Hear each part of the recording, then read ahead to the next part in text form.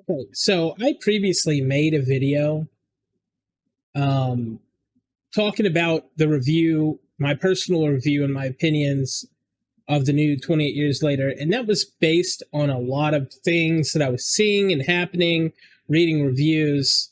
And I said to myself, okay, well, couldn't I just go onto YouTube and look for a few people that disagree with my opinion of it, right? Like, I liked it. I thought it was good for what it was. I thought it was, all of those things, which you can watch that video if you want. Now, that's a long, in-depth talk about all the movies. I talk about the first one, the second one, and just somebody who's been a fan for years and totally understood the plot. I had no miscommunications between what was going on the screen and what my expectation was.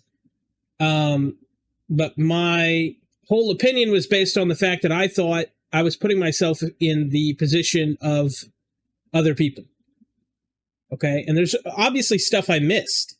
Even in a 30 to 40 minute video, obviously there's stuff I missed. That's going to happen. Okay. But I thought, why not just go on to YouTube and just type in, other reviews and just pick a few of them out that disagreed with me. Now, this is the one I landed on right now. I'm going to record this, and I don't know if I'll upload this as its own thing because who knows? They did a 36-minute review. I'm going to pick and choose what parts that I skip through or whatever, and then I'll include the video in the description. But I'm going to see what they have to say. Now, I picked someone. If you're wondering why I picked this video, it's because it was one of the first ones that came up on the list for me. I don't know if it's the same for everybody because everyone has different algorithms and such. This is one of the first ones that came up, and it looked, and that's a problem too, is I didn't pick any that agreed with me. If they had any inclination that their stance was go see it, I skipped the video. So this is one of the first ones that came up that was against going to see it. Her video thumbnail was like, don't waste your money. Okay. So you can kind of see where my methodology is about picking the video. If anyone wonders, have I ever watched this channel? Absolutely not. I have no idea what to expect. I don't know this person. There's so many people. You can't watch everything, right? Can't know every single person. So let's get into it. What's up, all me Walk Shovels, Droids, and Wookiees? It's Anna, also known as Star Wars Girl, and in today's video, I'll be doing a review of 28 Years Later. And just a warning to everyone, this will have heavy spoilers. I posted a spoiler-free video yesterday. I don't know why her volume changed. It is linked down below. That's just my initial straight out of the theater thoughts. So now that that disclaimer is out of the way, let's get right into the review, which is the British Isles are all on hardcore quarantine, which means nobody is getting out and nobody wants to come in, because the second, if you're from the outside, the second you get over there, if your foot touches land, you're done. You're never coming off. And if you try to escape, well, guess what? You see these ships here?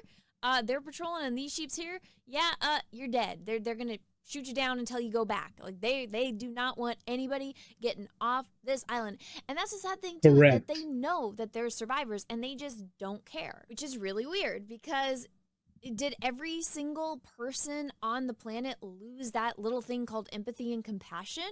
So it's like they know that there's survivors that are, again, surviving this absolute catastrophe, and they don't send them food, weapons, medical supplies, nothing, radios, nothing. They're just like, yeah, y'all are fucked. Which I have a hard time buying. I mean, I know just the way that people are in today's world, there would be so many people trying to send aid and relief to all of the survivors. That's not true. This rage virus. But apparently, in this version of the world, I guess everybody is just assholes and terrified, which, I mean, it is understandable why they would be terrified, but at the same time, you're already flying over with planes. Just drop some freaking care packages. Wouldn't you be...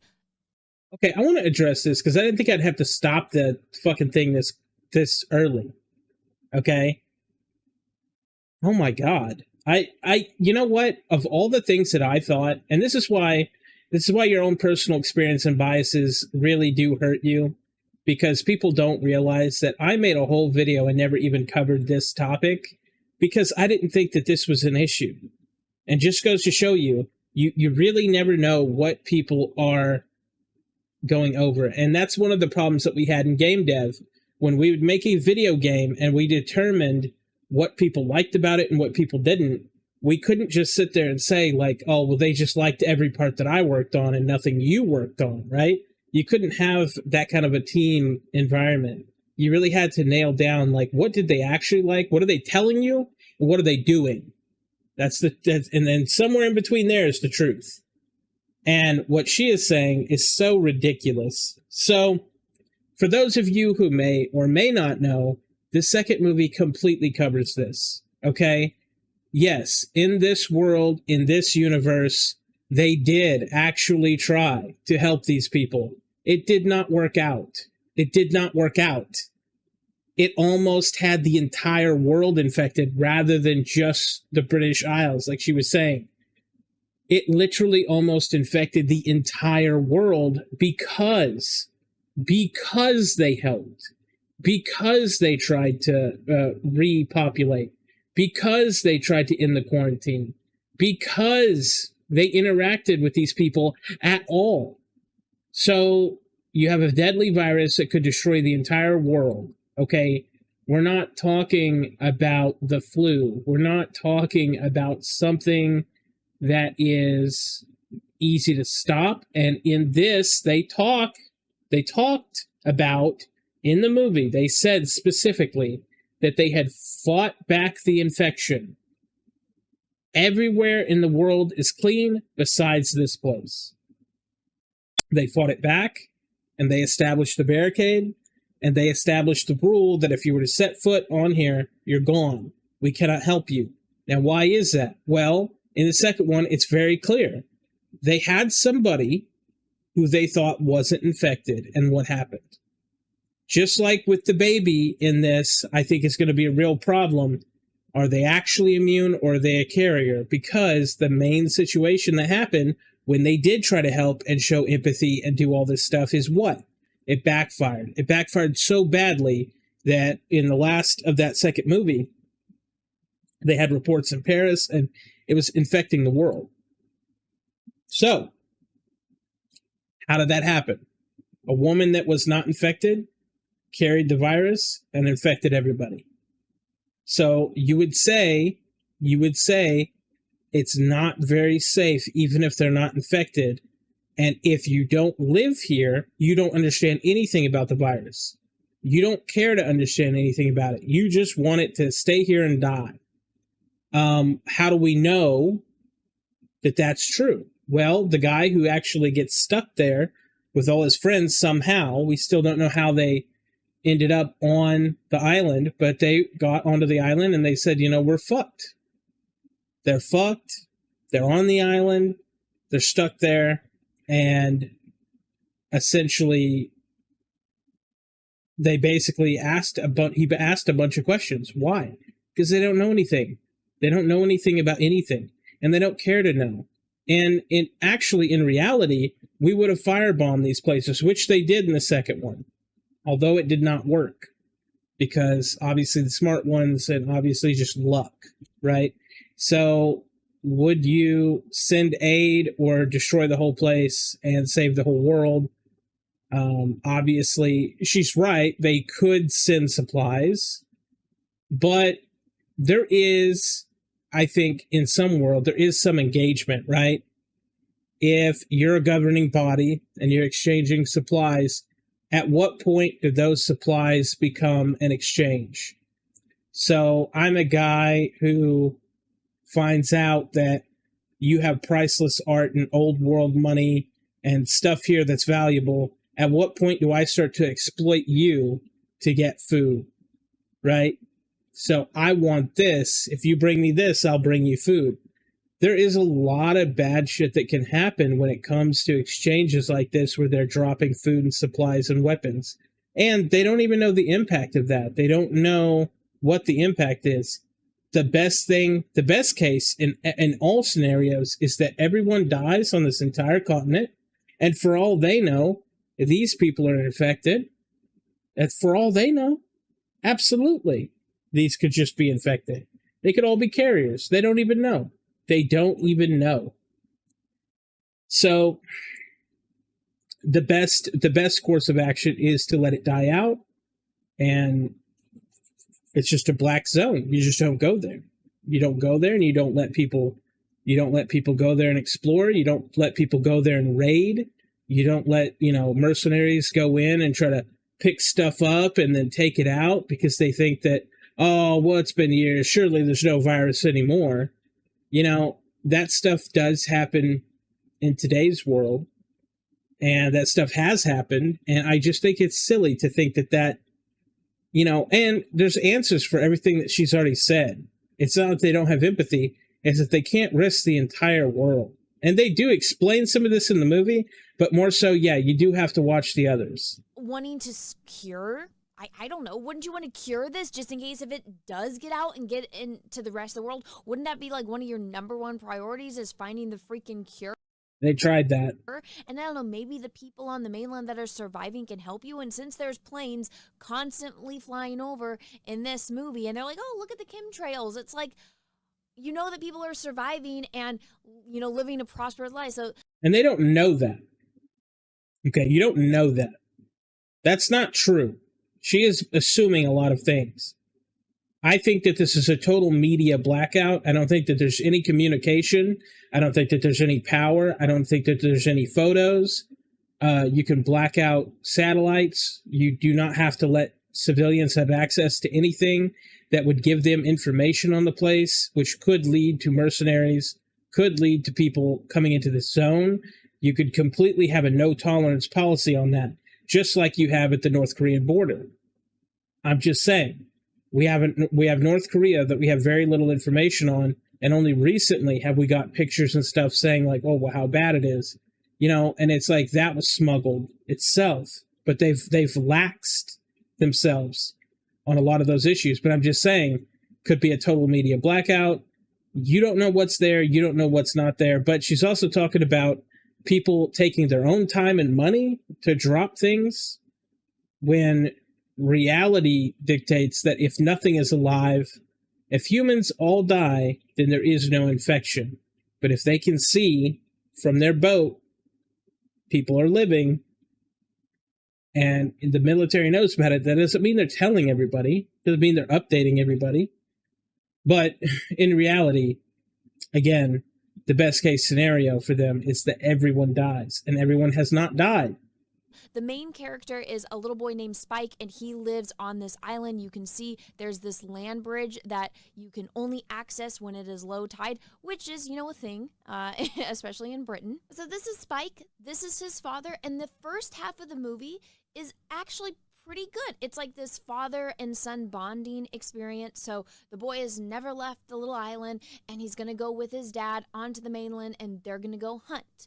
And his mom is sick. So his mom's in bed. She's acting kind of crazy. My initial thought was she's got some kind of like brain tumor or something. And I had heard like somebody say that she had dementia, but I'm like, no, I'm pretty sure she's way too young for that. I'm pretty sure she's got like a brain tumor. You don't have to be a certain age. And is dying. And so the father and son, they leave the island. The mom's kind of freaking out because it's like, no, he's too young. And even the people say before they leave, no, he's too young. He should be like 14 or 15, but he's 12. And the dad's like, no, he'll be fine. He'll be fine. And so they go onto the mainland. They're shooting zombies with bows and arrows. Yes, there is a lot of nudity. The zombies are all naked. Apparently, nobody's clothes survived the past 28 years. And not only that, there is like different types of zombies.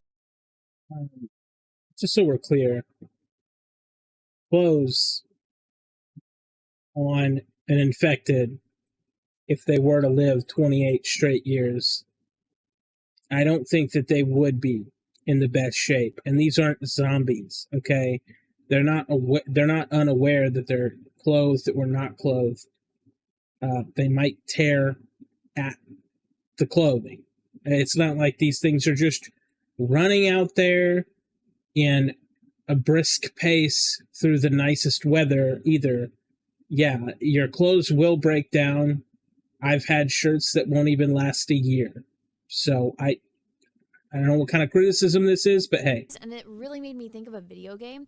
And so the first zombies that you see are like really, really fat. And they like just crawl. And then there's like a child one. So they kill the bigger zombies, and then they let the little child fat zombie go for whatever reason. Then they come across this like I completely support her using the term fat zombie.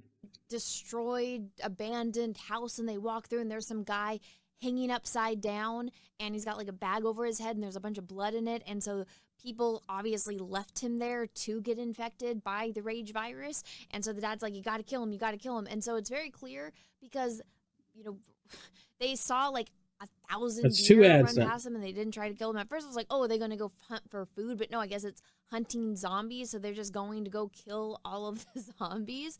And I'm like, I don't know if I would volunteer for that type of job, but that's just me. Maybe it's just because I'm a woman and I'm a scaredy cat. But so they find this abandoned house, then they keep going off and looking, and so the dad even...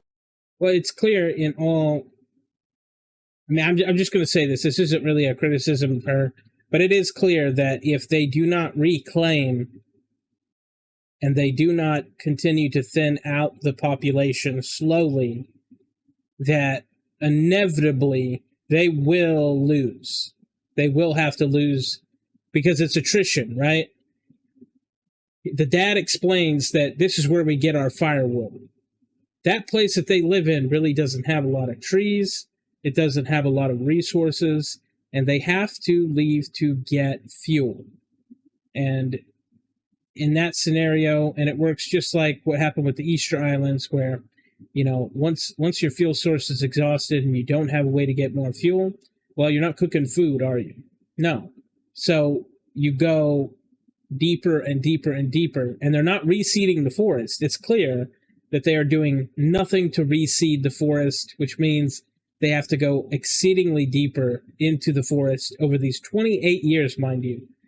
You will need at least a log a day, minimum.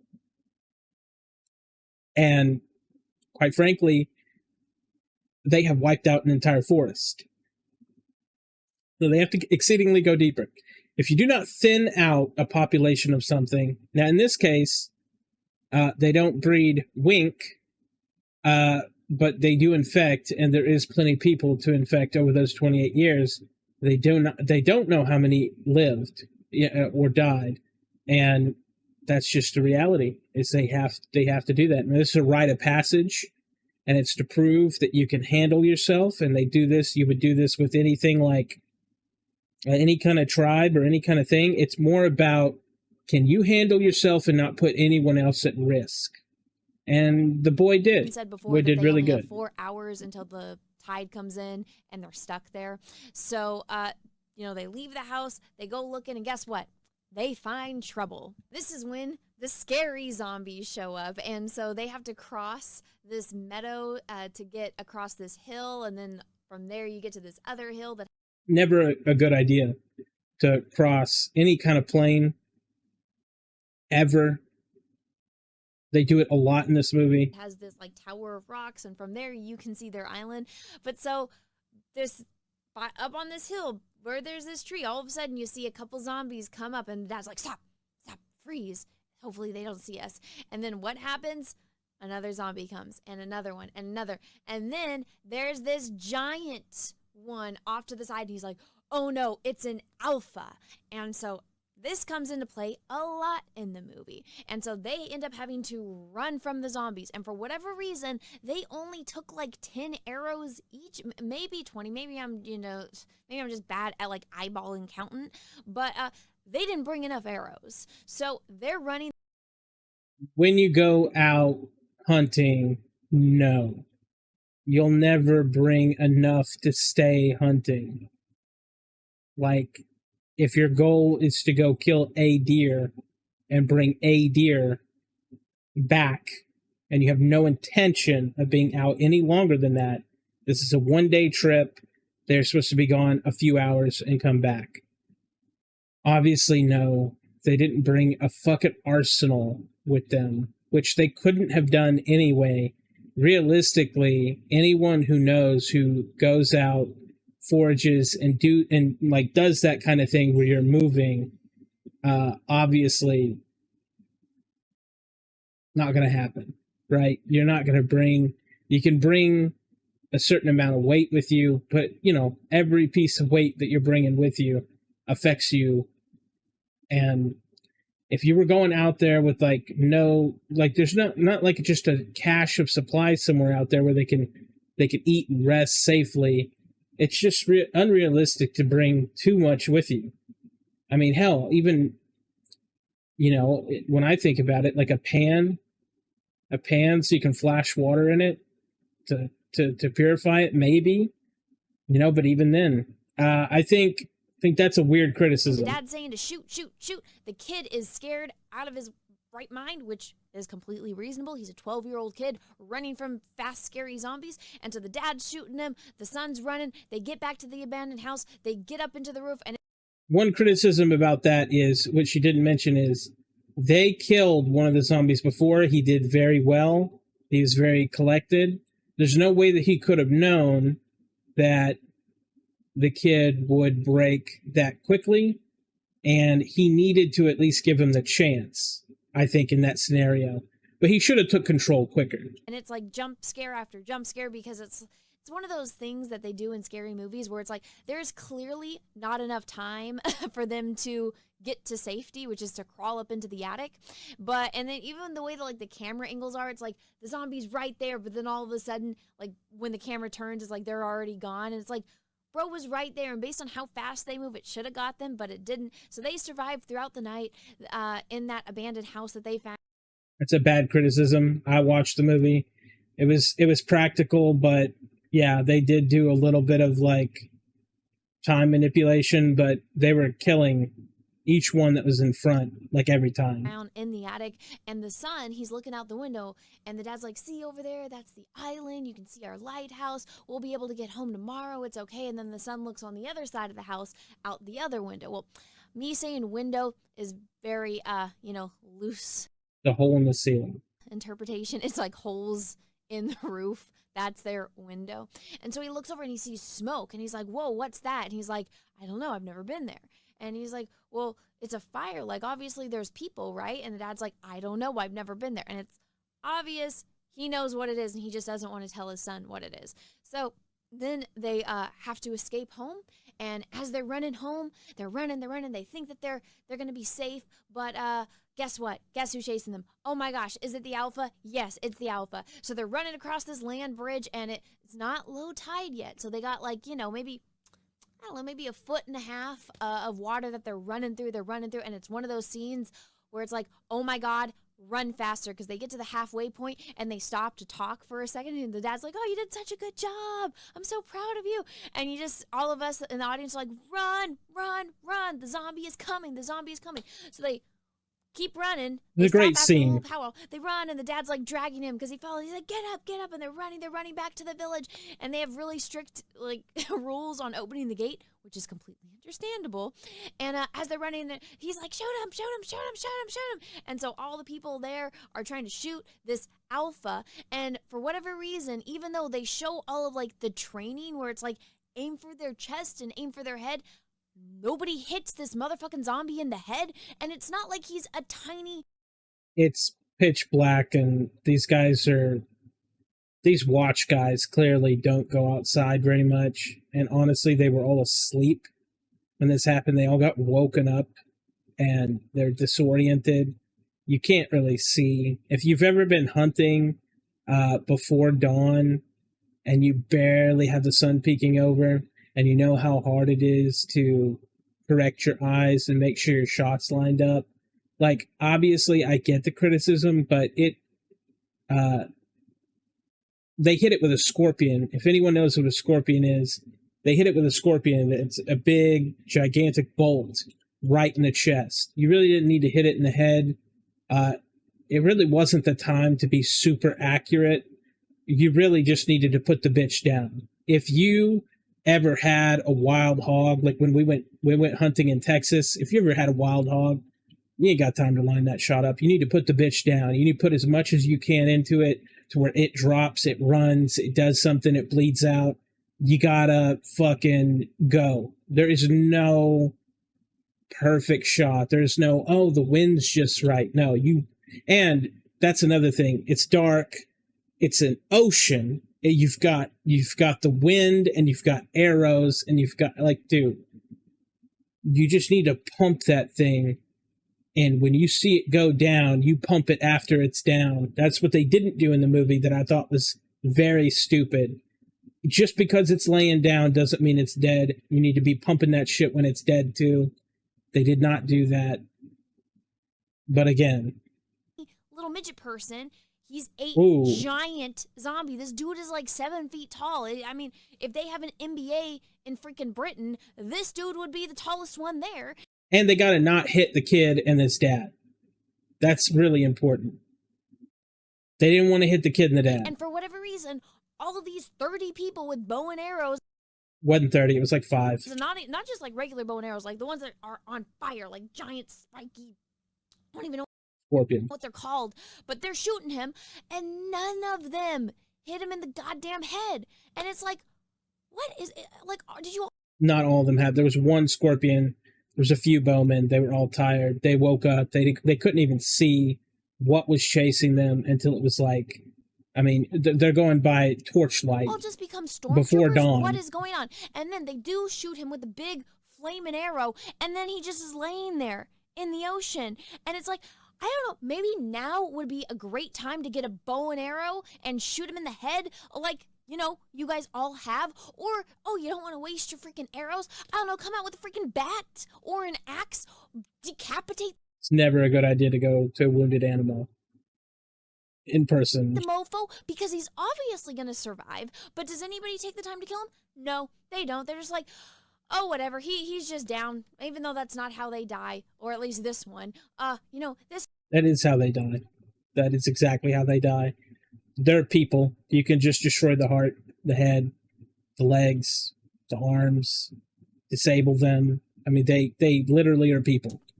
Probably is just going to be a plot point throughout the entire movie, so we got to leave him alive for later. And it's like, oh my god, aside from me being a scaredy cat, this is one of the reasons why I don't like watching scary movies, because people make the stupidest decisions, and it's like, because they try to make you bond with these characters, but then they're idiots, and it's like, well, no wonder you're dead. You know, no wonder you're getting yourself killed. It's because you made that stupid freaking decision. Like, oh, the bad guy's in my house, let me go run upstairs, you know, kind of thing. And I'm just like, oh my god, all 30 of you mofos could have killed this guy. He's down. You could have killed him, and they didn't. So he did die. That was that. Now, the next half of the film revolves around Spike and his mother, Isla.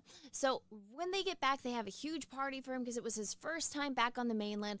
The kid, or I don't know, one of these people have like this weird, scary mask, which you think is going to come into play somehow and just never gets addressed. It's just like, oh, here, let's show this scary mask over and over again, and they just never address.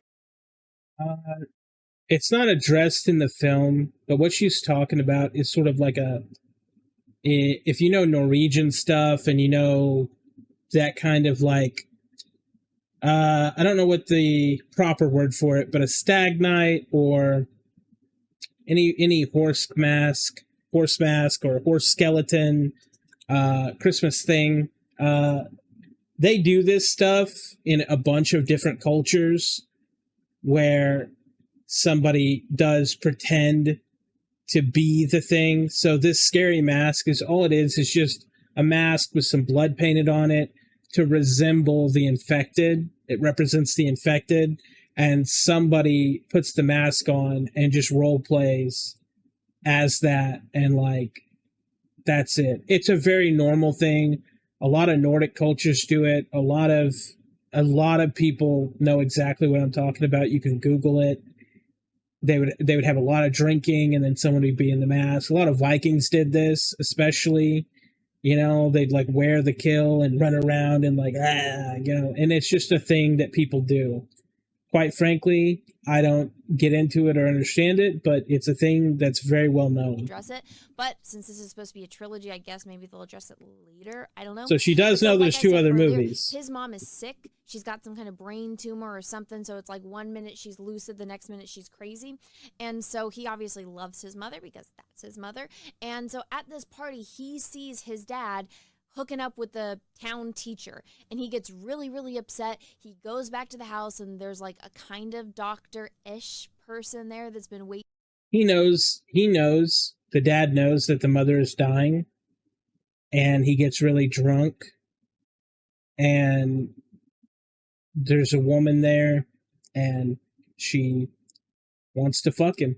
I mean, that's pretty much it. It's not really a criticism of the movie that she has. It's a problem with not liking the situation. But it's the dynamic of watching his wife die, being very sad about it. They can't really be intimate because she's literally dying. And he seeks comfort where he can. It's not an excuse. It's not good behavior, but it's the apocalypse, and he knows nothing can save her from it. So he's going through his emotions, really, hardcore. With his mom, and so he talks to him. He's like, oh, hey, yeah, when I was there, I saw this fire. And the guy was like, oh, that must be this dude. And I'm sorry, I am American. I really should have gone to the showing of this movie in subtitles. I cannot understand British people's accents. That's a terrible criticism, because, like, okay, I mean, I guess you shouldn't have tried to watch them speak English.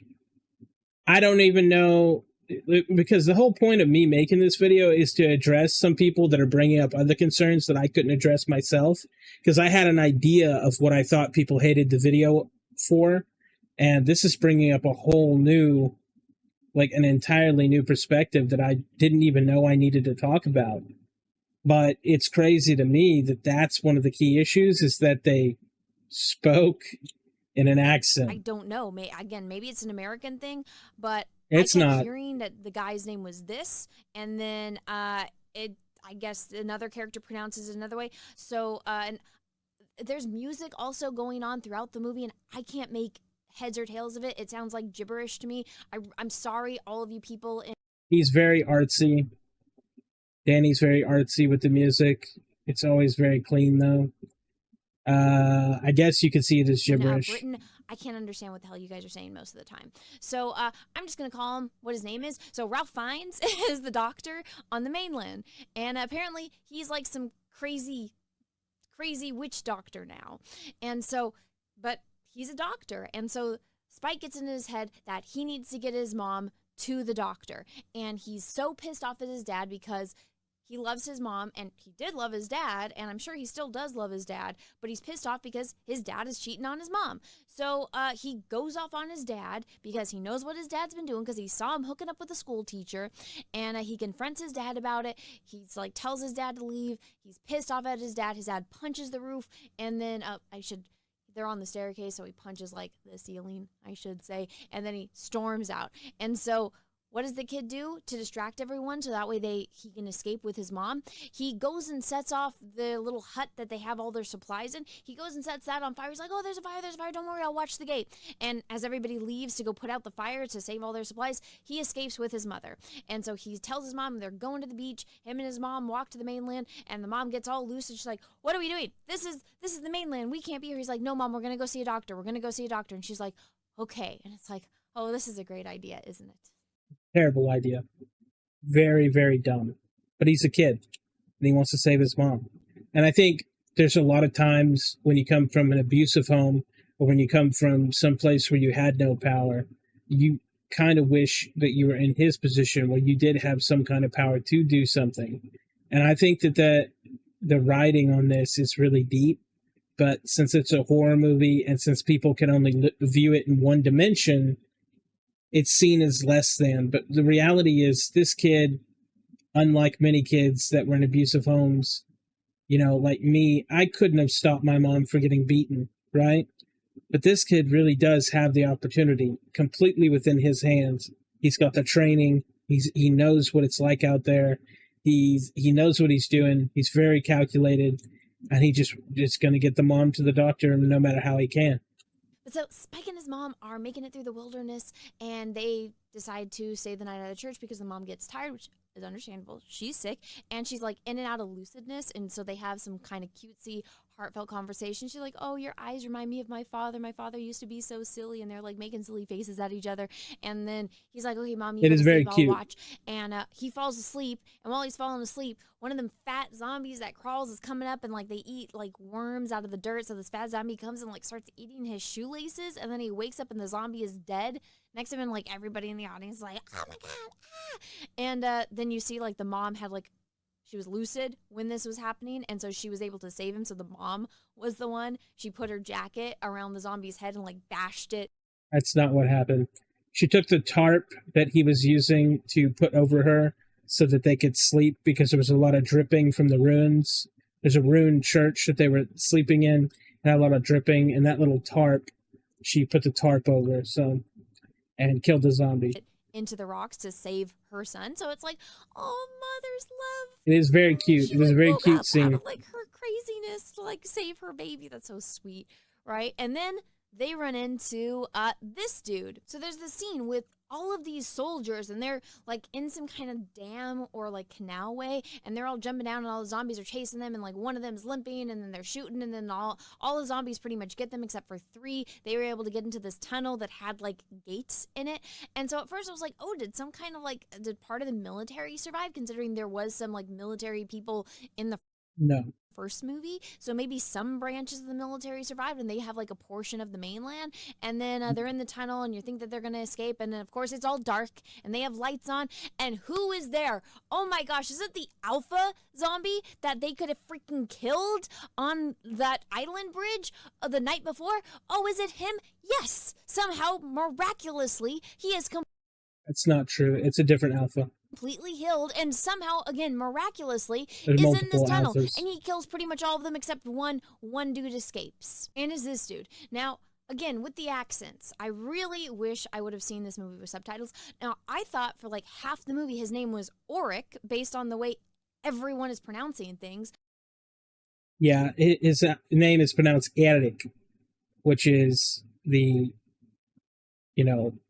Norwegian kind of, even Germans. I mean, this lady.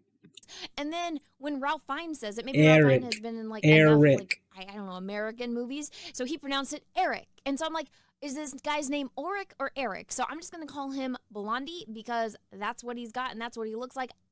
That's a crazy way to look at it. What the hell this guy's name is? Based Eric. On just it's seeing Eric. The movie and not going and looking it up on IMDb. Mike you don't need to look it up. Running from the zombies, they run into like this gas station once they're able to open the door. It's all filled with gas, and so they're like coughing, and the zombies are running, and this guy somehow miraculously is on the roof, and he's like, "Get down!" And so they drop down. He shoots down at the zombies, and then Okay, him being on the roof doesn't make any sense. So I'm gonna throw a bone here. It doesn't make any sense how he got on the roof, why he was on the roof, or anything. Building catches on fire, or like that level catches on fire, but because they were on the ground where the gas wasn't, they miraculously survive instead of like the entire building exploding, which you would think that it would. And it wouldn't. The type of gas that was actually in the building has it's very dense. And so if you were in a gas leak situation and that was, it would separate. It's been building up over years. It's already separated. The clean air is at the bottom. If you were to get on your hands and knees, you could breathe perfectly fine, pretty much. But the upper half of the room is very dense because it's a heavier material. Anyway, it works like that with helium. It works like that with anything. You fill a room and it will try to separate because that's what gases do. But one of the issues that does happen, and I told my wife this when we seen it, was, it ignites. The room ignites, and they are on the ground when it ignites. But a really key issue here is it would create this suction in the room.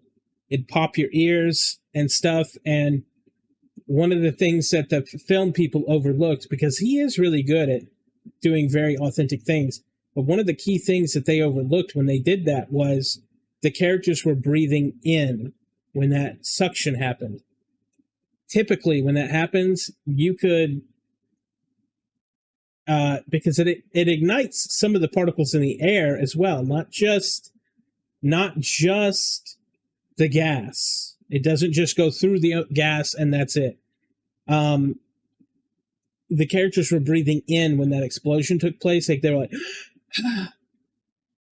it would have collapsed the lung because it creates this pressure. And, now they had a vent. They had a vent going out the top because this guy was at the top and created a vent.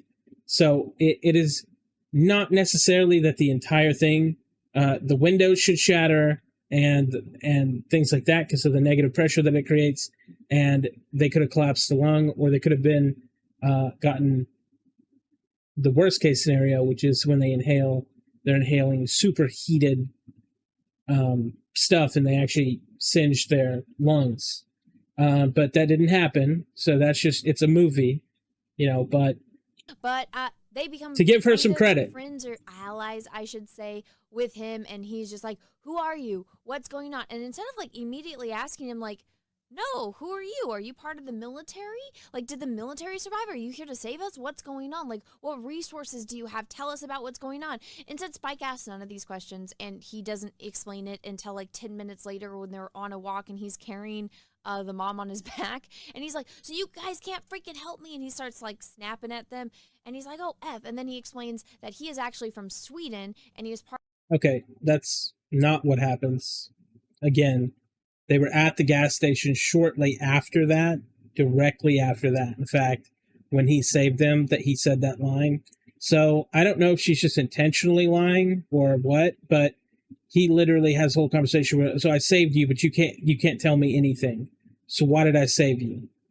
Because he's in panic mode. He's trying to figure out a way that he lives through this knowing nothing. He expected people who had lived here their whole lives to be able to give him information, and they couldn't. Right after he saved them. Part of the Swedish Not Navy, 10 minutes later. His ship crashed, and they were able to get on a lifeboat, him and like 8 other people, and they tried not to land on the island, but the tides took them in, so they got trapped on the island, and now he's the only one left. And so he's kind of telling Spike, because they take a little pit stop in the meadow, and it's like, oh my God, I don't know what it is about all these people taking all these breaks when they know that they're in like zombie infested lands. I would be moving my ass off. I'd be so terrified. Like just sitting there. I'm like, stop waiting. Like just move, keep moving. Don't. You can tell that she's never had any kind of chronic fatigue or worked in a field or anything like that, because if she would understand that, like I grew up on a farm, you'd understand that the human body has fucking limits. These guys have been getting absolutely pumped with adrenaline. And what that does to you afterwards is you feel like you want to fucking collapse. You feel like you can't go on. Now, physically, you could keep going if you have a good mental. If you have a good mental and you don't give into it, you could keep going. But if you succumb to that fatigue, which most people will do, you'll take a break. You'll just lay down and you don't care what happens to you because you're just being pumped full of adrenaline, right? And once that wears off, you've got nothing left in the tank. Mentally, it does, does all the physical stuff to your muscles and stuff like that too. But theoretically, and even in the military, and they know this, people who are in the military that see this can comment, you can push past that and you can just keep walking and nothing bad will happen to you. Nothing bad will happen to your body. Mentally, you think you can't. Physically, you still can. Just continue. But a kid and his sick mom and this kid who's barely the age, that he is, come on.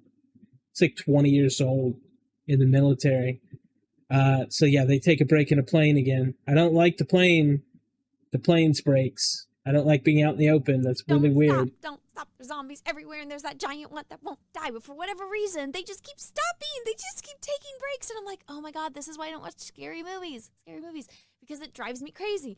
And so they stop. I gotta do something about these ads. About like, oh yeah, I could be doing this. This is the internet. My friend is a delivery person. Like, he orders something on Amazon and then he delivers, and I'm dumb because I joined the Navy and now I'm here and I'm probably going to die here. And he's like, oh, look at my fiance. Well, he's not probably going to die. He was going to die there. He could not leave. Once he set foot on there accidentally, that was it. He's Well, I done. guess she's not my fiance anymore. Oh yeah, my phone's about to die. And he shows the kid a picture of his fiance, and of course she's got like the biggest fake boobs, the big like silicone duck lips, like the long bleach hair with extensions. And the kid's like, what's wrong with her? Like, what happened to her face? Like, bro, no, she's hot. And he's like, no, like this girl that I know that's allergic to shellfish, that's what happens to her when she eats shellfish. It was and a the guy good gets all mad, and scene. then his phone dies. And instead of, I don't know, keeping it, so somehow we can contact the outside world again, because it might be fucking important. Instead of that, no, he just chucks it. And I'm like, I'm sure somebody would have been able to find some kind of device to charge your freaking phone with, or I don't know, maybe any of the gear you had on here had some kind of batteries or some kind of cord. I mean, you were able to survive a sinking ship with it and land. I'm sure you got wet at some point and your phone somehow survived. You would think he would try to, I don't know, somehow contact the outside world. But no, none of that. Even if he contacted someone, no one would come. No one would risk being stuck there forever. This is a weird ass criticism because they explain this even before.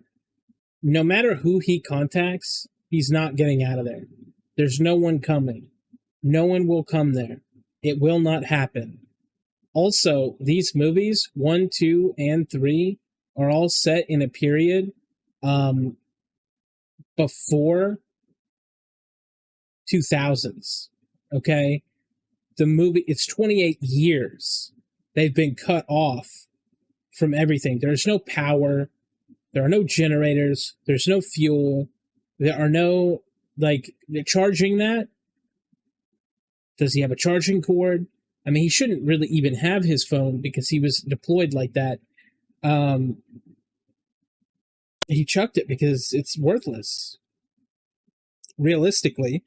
But yeah, I mean, I guess there is a way you could have maybe charged it, but even in this timeline, solar panel technology doesn't really exist. It wasn't really put up. He would have needed a very specific way of charging it. So no, he just throws it, and the kid doesn't think twice. Well, I'm not blaming the kid because the kid doesn't know any better. But him, it's like, really, that drives me. And there's no cell towers, by the way, and it was not a satellite phone. There was no way to contact anybody. There's no cell towers. They do not exist. They're not operational. There's no coverage. It is a dead zone. It is probably being jammed by the military.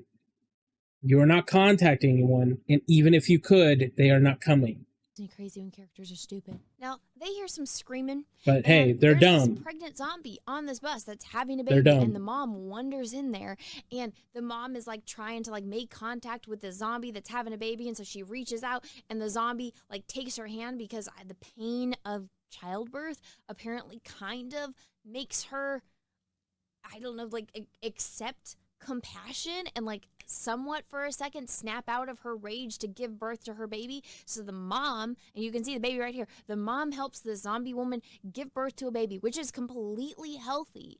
And it's kind of one of those things where, women that have diseases, and then because of the baby in the belly and the placenta and all of that, it protects the baby. And this actually was in an episode of Star Trek The Next Generation. There's this episode where Data and Picard are on an away mission. They come back to the ship, and some kind of virus got on the ship, and so all of them like de-evolve. But there's one crew member that was pregnant, and then Data has a cat who had kittens, and the kittens were all fine and normal, but Data's cat turned into a lizard, and they figure it out. It's it's because something in like the amniotic fluid and the placenta. This scene was silly, though, a little bit. The scene was a little bit they'll explain it, I'm sure, in the other movies, but it was an scene. The lady is giving birth, is infected, and the mom, who is a little bit mental herself, have a scene where they're holding hands because of the pain. It's a little bit of a stretch for me to believe. But they put it in there, and the baby's healthy, and that gives us more plot lines. Protect, the baby from getting the infection. And but so if that's the worst thing that's in the whole movie, almost like they could do that in this movie. Now, the first part of the movie with the boy and his dad was great. This part, it starts to be like an acid trip, and I'm just like, I should have been on drugs when I was watching this. No, YouTube, I'm not condoning that. Don't flag me for that. I'm just saying, with legally medical assisted aid, I probably would have enjoyed this better, because here you guys see all the bone trees. So this is Blondie's skull that he is going to give to Spike to go put it on the tower of skeleton tree thing, and foreshadowing for something that's coming. Now, this next segment is really like an acid trip. So the mom is sick, and he's a doctor. They came all this way for her to see a doctor to get diagnosed. So he does his little diagnostic thing where he's doing this. He touches her arms. He examines her, and he's asking her questions. He's like, oh, hey, remember I asked you to remember this word? Can you tell me this word? She can't remember this word. All of her coordination is off and everything. And then he tells her, you have cancer. I don't know if it started in your body and went to your brain, or if it started in your brain and went to your body, but basically you're going to die. And the kid, again, he's a kid. He didn't go to traditional school. He doesn't know what having, cancer that's metastasized means. So he's just like, wait, mom, you're going to die? And she's like, I've known for a long time. She's like, I thought in the beginning, she's like, I thought it probably was cancer, but she's like, I didn't want to tell you. I wanted you to hear it from someone else. I didn't want to be the one to tell you. And I'm just like, oh my gosh. Okay, you got cancer. Obviously, there's nothing anyone can do. And he doesn't understand that. He doesn't understand that there's not medicine for her. And none of them are like, yo, cancer wasn't cured. They could have just told him that. Hey, even before the apocalypse, nobody was able to cure cancer. There is no cure for cancer yet.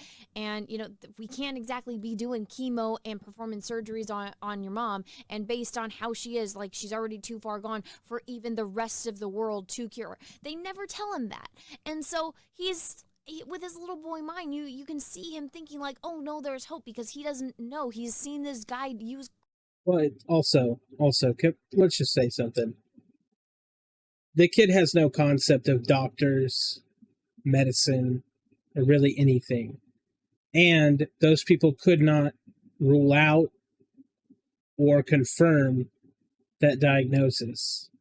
It could have literally been anything. She may have just gotten better on her own, which can happen.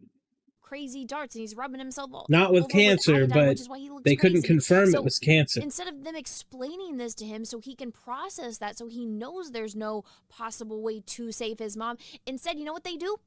They drug him.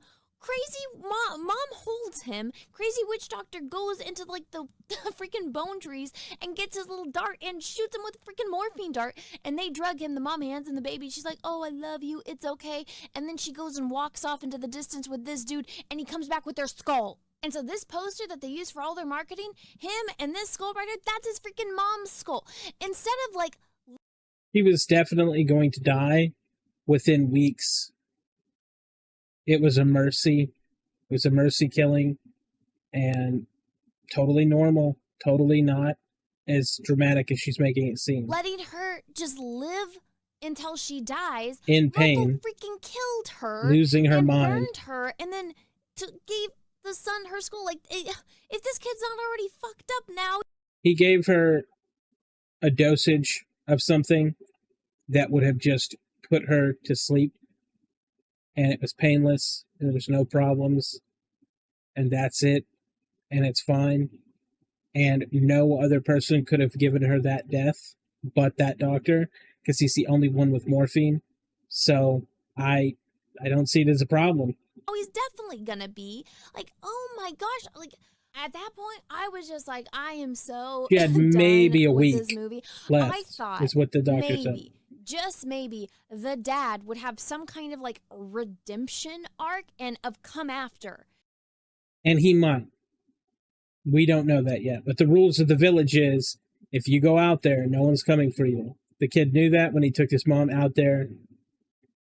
He knew that no one was going to come rescue him. That's the rules. The boy and the mom. Because when the boy and the dad are first leaving, the lady that's I guess in charge of the gate, she looks at Spike in the eye and she's like, no one's coming after you. If you don't come back by the time, the tide is high, then no one's going after you. It's a rule that we have here. And she made him look at all like the crosses for all the people that had died and their names on it, which one of them was like the name of like my best friend's dad, which I thought was kind of funny. But so I thought, oh, maybe they make such a big point of this because the dad is going to break the rule and go after his son. But does he? Spoiler alert, no, he doesn't. No, he might. He might. That's what she's not. Good Lord, this chick. He might. There's 2 whole extra movies. The kid is still not back when the movie ends. And really, the time gap between all that is not that big. But also, the dad is given the baby. He does end up saving the baby. She also skipped a bunch of shit, which is annoying. But hey, she's only talking about the stuff that annoyed her, which is crazy because I've been able to like pick it apart pretty quick. I had no idea. All this stuff, that this is the actual perspective of other people. That's crazy. Anyway, the dad was given the baby by the son. He came back, he left the baby with a note for the dad to keep the baby safe. And so the dad is now raising the baby. That was the infected woman's baby. The dad doesn't go looking for his son and the sick wife, which you would like. I felt like that was a perfect setup. And it's like, yeah, here's the. And plus, when the dad reads the note, he is assuming that the kid has died. And he knows that the mom has died. This rule, and all rules are. And the kid did not say, come look for me. Yeah, come on. He says, chill. I'll be back. That's what he's telling his dad in the note. Broken, and I thought that was going to be like the dad's redemption arc, and the dad was going to, after knowing the that dad's raising the baby. like, oh yeah, my wife's sick and dying, and he goes and hooks up with the town teacher, and then he sees, the son finds out, and he like is guilty, and he like goes off, and then the dad should have come back for a big heroic moment and reunited with his son, and stopped like the guy from basically cremating his wife, and then being like, oh, I'm sorry, I'm like, I fucked up, and I love you guys, I love you both, and let me be here, and then like have the mom die like naturally right then, like do a Padme and like lose the will to live because everything is completed and she's happy kind of thing. And then the kid gets like, oh, my dad actually is the hero. Like what she's describing is your typical movie, which that's not what Danny does. Real life is not happy endings and everything being resolved in a nice bow and everything being so perfect. That's not what his movies are about. His movies are about real trauma, things that make you uncomfortable, questions about morality and what you would do in certain situations and the way that people react when they're put into a corner. And all these little things that are so uncomfortable and we don't talk about because in reality, let's face it, the movie took some liberties. In reality, if I'm being completely honest, that dad leaves his son when he's starting to get chased. He leaves that fucking kid behind and he lives. And he goes back to that village to tell him, he got God. Now, people don't want to believe it because it hurts to think about, but the reality is, if that fucking kid slows him down, he's got to live. That is a primary motivation in all people, is to survive by any means, any cost. And I think that that's what the movies are more about than all these nice little bows and these nice little things and these perfect, she's talking about Star Wars, okay, because she's apparently a Star Wars girl. Well, Star Wars were written with a very basic hero's journey that has very specific parts. It's like a play, and it's got very specific parts and resolutions, whereas this is going to play out over 2 extra movies, and it likes to encapsulate ideas of suffering and, moral choices and doing the right thing versus doing the thing that makes you survive. I thought he was in the redemption, and then Ralph Fiennes was like, "Oh yay! Hey, I remember when you were People standing aren't up on that perfect. tree, and like I waved at you, and guys never came down to hang out with me. Well, look what I built now. Crazy kind of dude, kind of thing." But no, that didn't happen. We didn't kind of get any kind of redemption from his father. Father's just a piece of shit that doesn't care about his wife or son, apparently. And then guess what? And that, I think that comment's very dismissive.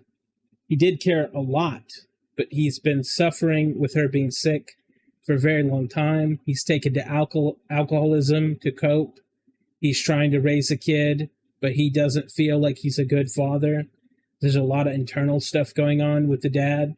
There's a lot of feelings of inadequacy and that he can't help his wife. He has no power.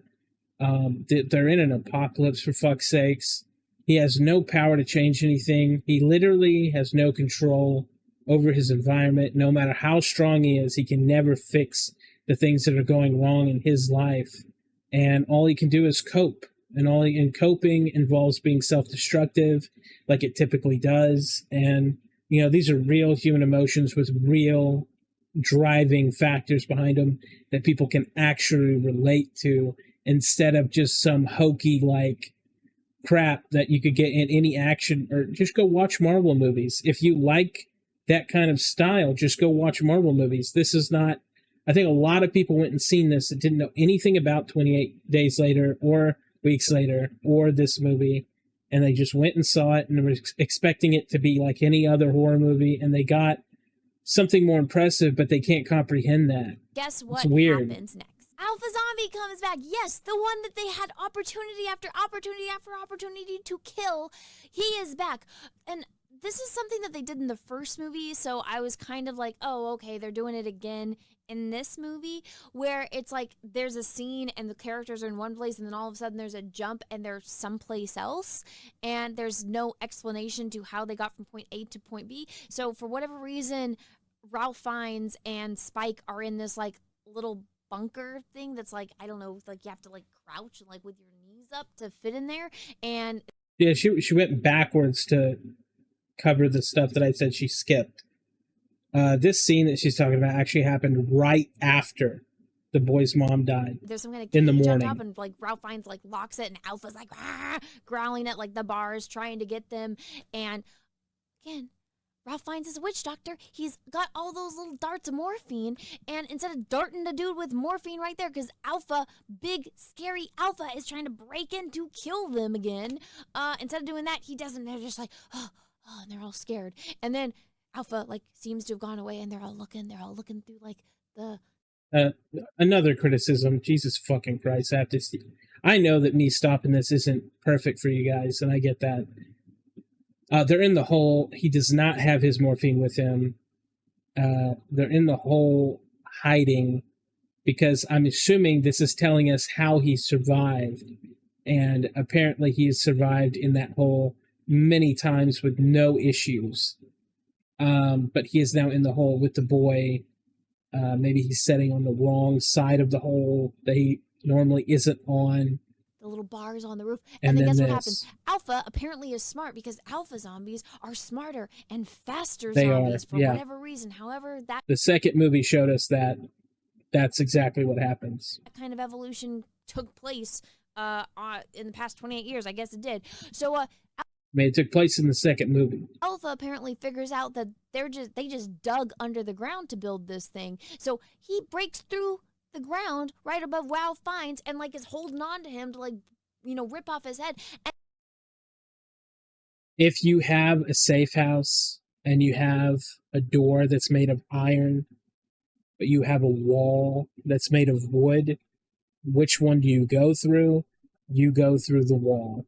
And that's all I'll say is you have a weak point, you go through that, you go through a window, you don't go through the bolted door, the full metal.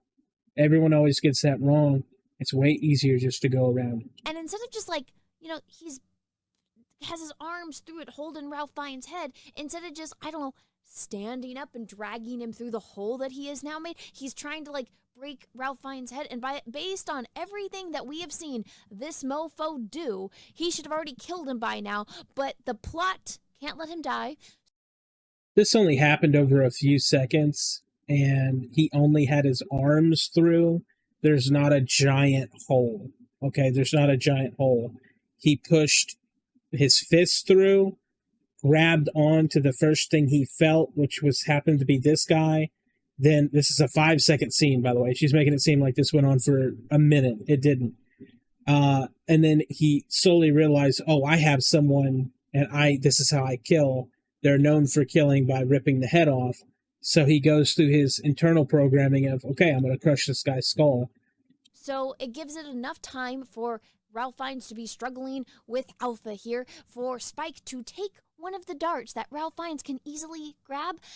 He could not have easily grabbed it, by the way. It was not just right there. And he grabs it, and instead he stabs Alpha with the morphine, and he's like, ugh. And then he's like, oh, thank you. And now it's like, maybe now you guys should fucking kill him. No.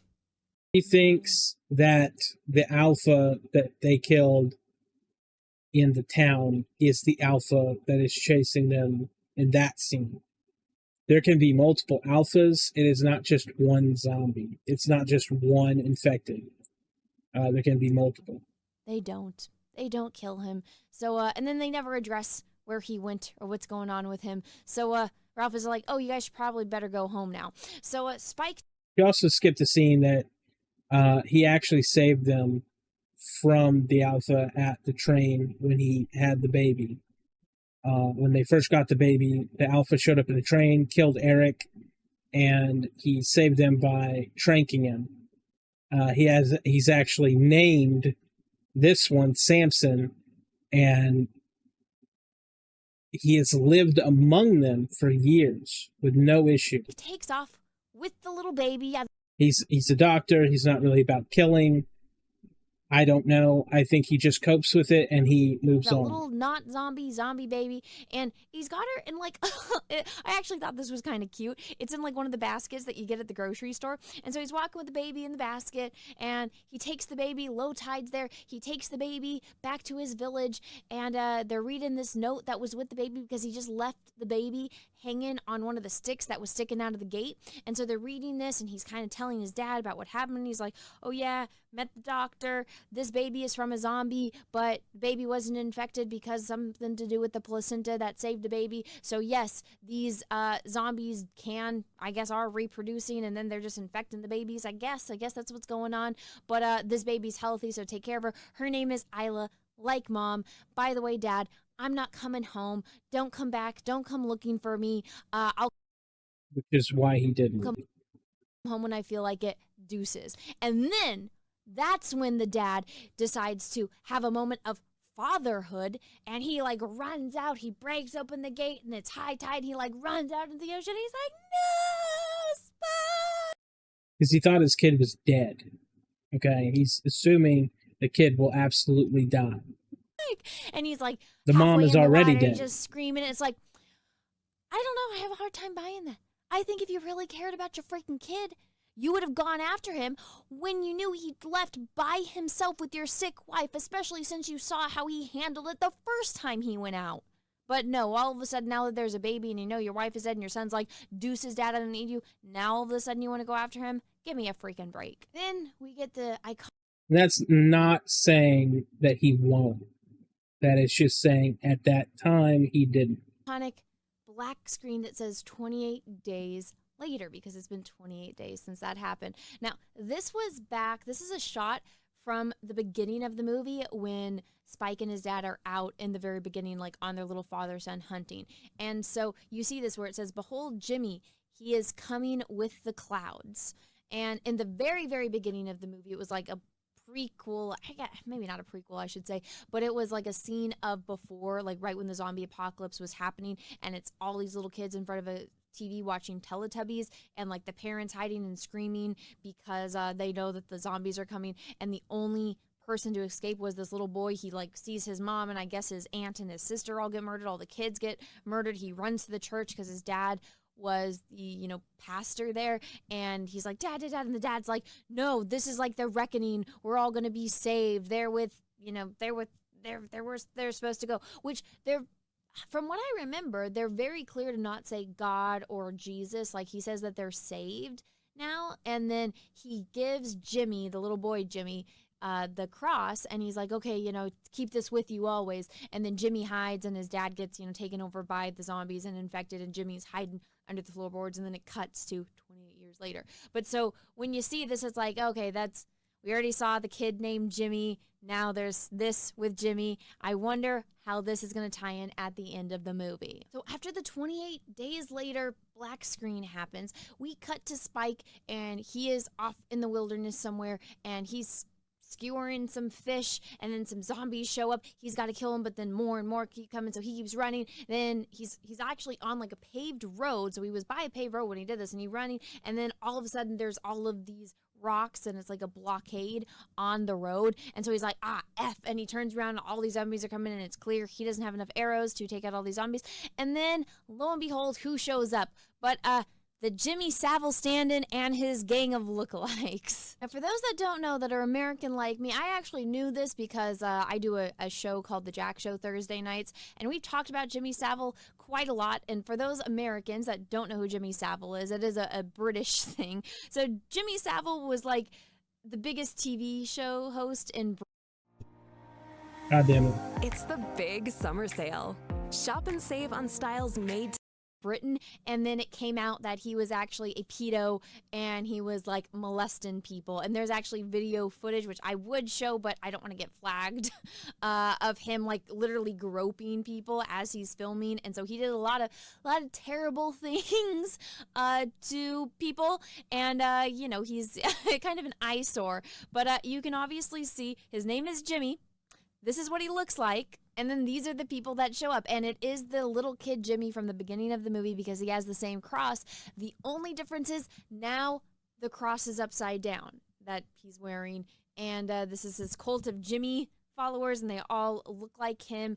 And as, everyone kind of is implying, based on the tone of this, is that he, Spike is a little boy still. He's only 12 years old, and now he's met up with these people, and it's kind of implied that they are like Jimmy Savile, and some probably terrible, inhumane things are going to happen to Spike because he is with these people, and they're probably going to do some very, very bad things to him. And then the movie ends, and that was 28 years later.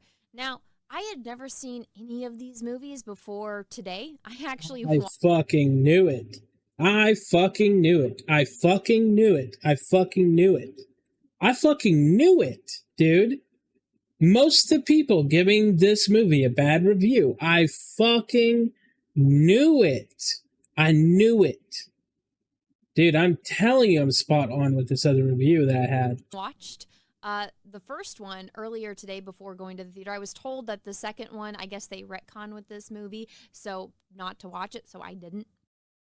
No one... Okay. The second one was done by a different studio, and the rights were held in contest. Okay? But does this one necessarily retcon the second one? I don't think it does. I don't think it does, because it has certain parts that play in. Just like I said, the reason I know all this stuff, that I can talk about it, is because I've seen all of the movies multiple times. I don't think it is retconned. If it is, it is, but they still pulled from it. They still kept stuff. They still kept stuff as if it did happen. So I don't know the issue with that, because if you were writing as if it wasn't like this, then you wouldn't have, I don't know.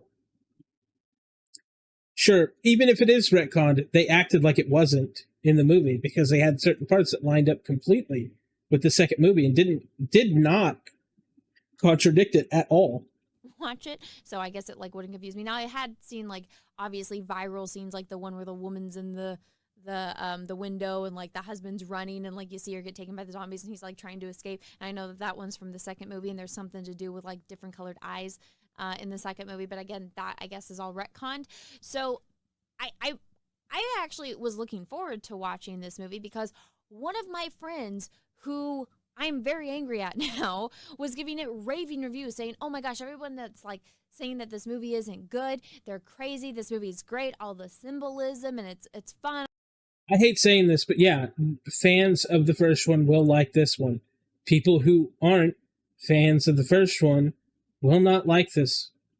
That is a fact. I'm going to go see it again and again. My friend was so infectious with their excitement for it that it made me want to go see this movie. And that's what you have to be careful of. Even when I'm giving reviews, I just need people to understand you're not me and I'm not you. And when I'm telling you something, you need to take it with your own personal preference, right? I said in the other review, if you're a certain type of person, don't go see it. I think it's great. I think you should go see it. I think everyone should see it. It's a very well done movie. But you know you better. It's the same way as when I was doing game dev and we would have reviews and I would contact those people and I would say, well, why did you give it this review? Because all you said was lame, lol, and gave it a 1 star. You would need to contact those people and you would ask them like, hey, why did you do this? What was the motivation? And a lot of it comes down to, oh, well, I play racing games and this isn't a racing game. So then why'd you play it? Why'd you give it a review? Why would you even assume that you'd want to play it? Why would you like it? And her reasoning is her friend, who is a diehard fan, who loved the other one, loved this one because he thought it was a brilliant movie, and it is. And it got her to watch it. And that's a bad, bad, bad, bad, bad thing. Because you shouldn't force people that you know, especially their friends, he would have known, she's not going to like it. Don't even bother. Don't even bother. It doesn't matter how good it is. It doesn't matter how much you want it to succeed. If someone is not going to like it, don't fucking push it on them. Because the reality was, the first one was artsy. This one's artsy. It's not for everybody. It's very specific, and it's done by a very specific person. And there are certain directors and certain writers where that is just the case. It's really not for a mainstream audience. It's not really for everybody. They're making a movie specifically good for the type of people that like it, but it's not going to be everyone's cup of tea. It's very polarizing when you do works like that because, again, all these moviegoers don't know anything. They just show up and they expect it to be catered to because other people cater to them, and that's not the case. And so it's just shit movie. It's a shit movie. It's not. You are not the target audience even a little bit. Not even a little bit. Well, for everyone that watched this review, I wasted my money, so you didn't have to. If you want to see this movie, more power to you. Me, myself, and I never have to watch this movie again. I don't. And that was like over 2 hours. I just saved you with, I don't know however long this video is. I basically just gave you the brief overview of everything that happens, and that's it. That's the movie. The big twist at the end, I get it. If you're British, you're probably like, oh my gosh, but the entire world isn't British, and I know this movie is for the Brits, but still, it's like you would think. That's not true. I think an average American probably doesn't know who Jimmy Savile is or that whole controversy. So I don't know how that's going to hit with people. And, if they don't know, they're all going to go look into it. Maybe it'll be like another blow up like the whole Epstein thing. But overall, would I recommend this movie? I honestly would recommend the first movie. Again, today was my very first time watching it, and I actually enjoyed it. I was shocked that Doctor Who was in it. And for everyone complaining about nudity in this movie, in the very first movie, the first scene that we see of Jim, I know this is confusing, like in the first movie, the main character. If you're complaining about nudity as an adult and you're going to see a horror movie and you don't complain about all of the teenagers in other movies that are horror movies that have their tits out, I think the hypocritical shit needs to just calm the fuck down. Character's name is Jim. But the first thing you see is him completely naked in a hospital. So there's nudity in the first movie, and there is definitely nudity in this movie as well. But all of that, So all you the knew what to zombie expect. nudity, I mean, there is some shots of like women's boobs and like guys' packages, like the alpha dude. I'm not kidding. It's like this freaking big. And of course they're all British, so it's like all uncircumcised, and all the women are like filthy and furry and like just. Oh my God. Famous around the world, please welcome the fantastic. You know, it's not like appealing nudity. A lot of it is kind of blurry because they're so dirty and also they're moving so fast. So it's like, oh, it's like if you're looking at someone naked underwater. I think that's like the best example I can give. Also, the first movie, since I just watched it for the first time today, it drove me crazy that it was like camcorder level. And people are like, oh, it's from 2002. I'm like, I've seen movies from 2002 that look great. But I guess that's... Okay, I cannot abide by this shit. He filmed it like that on fucking purpose. It's his style. He did it with this movie too. For fuck's sakes. The style that they were going for. And in this movie, since it was shot on an iPhone, there were definitely some times where it looked like it was kind of fisheye and like things in the foreground were out of focus. And I felt like it was just trying to make me uncomfortable, which yes, I even wore my glasses to the freaking movie. And like even that, like the out of focus stuff, it doesn't make me uncomfortable. It makes me annoyed. And so there'd be things where it's like, oh, it'd be nice to see that clearly. And I know that I can't because they're doing it on purpose and it has nothing to do with me. And that kind of stuff, it just irritates me. And that's all there is to it. And that's just a personal thing. Maybe you guys like it. I don't know. But overall, this all is my review of 28 Years Later. Would I recommend it?